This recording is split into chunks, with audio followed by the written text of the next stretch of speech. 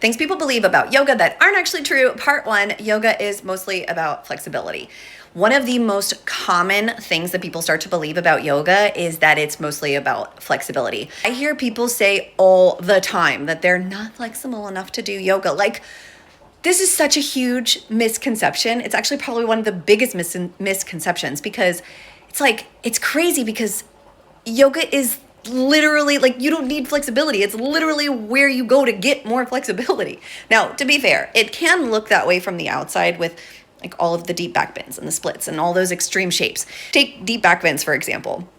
They might look like pure flexibility from the outside, but without the strength to support that back body and the spine and really hold that shape, that flexibility wouldn't even actually work. So there's often a surprising amount of strength behind the poses that people think of as flexible. I mean, splits are the same way.